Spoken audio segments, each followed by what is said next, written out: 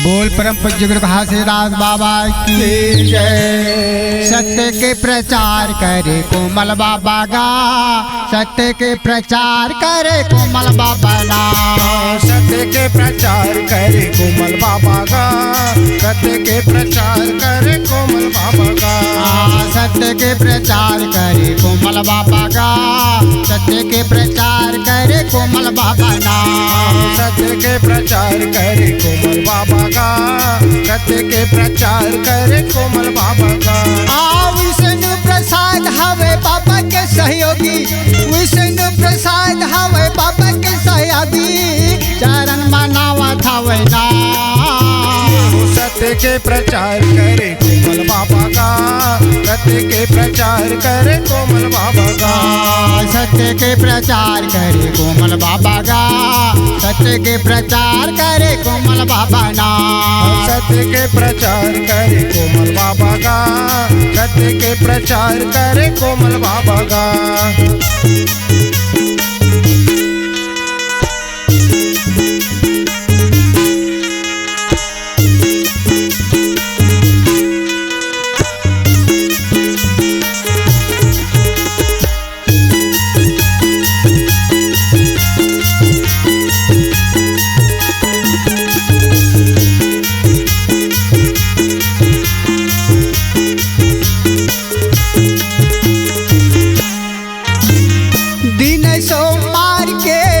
करे तार हाँ लगे करे तार हाँ। दिन सोमवार के लगे करे तार लगे दरबार हाँ।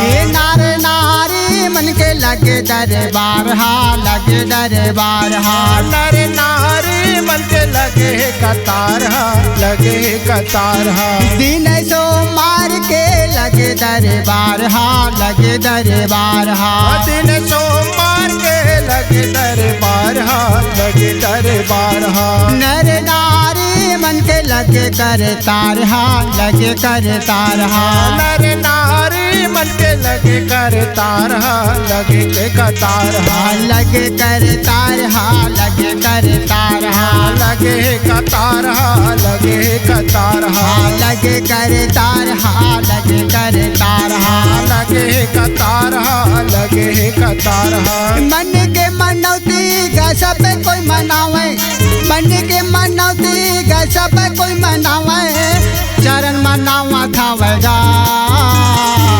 सत्य के प्रचार करे कोमल बाबा गा, सत्य के प्रचार करे कोमल बाबा गा। सत्य के प्रचार करे कोमल बाबा गा, सत्य के प्रचार करे कोमल बाबा ना। सत्य के प्रचार करे कोमल बाबा गा, सत्य के प्रचार करे कोमल बाबा गा।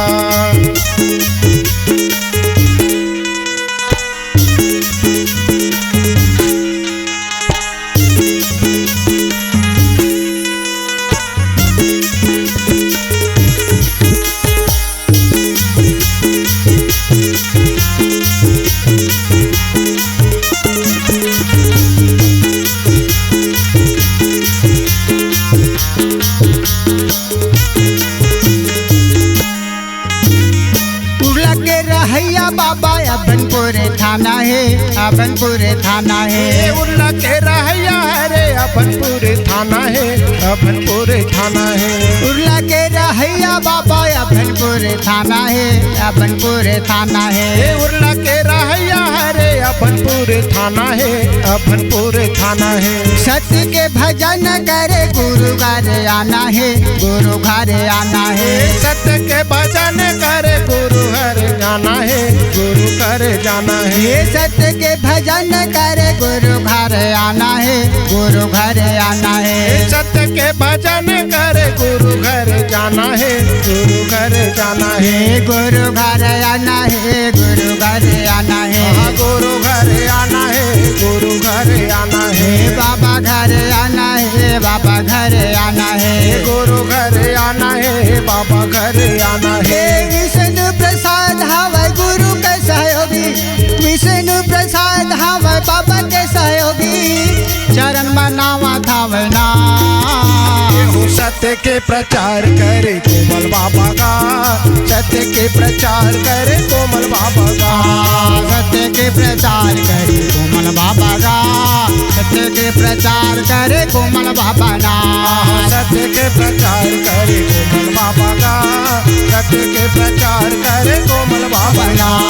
सत्य के प्रचार करे कोमल बाबा का, सत्य के प्रचार करे कोमल बाबा ना।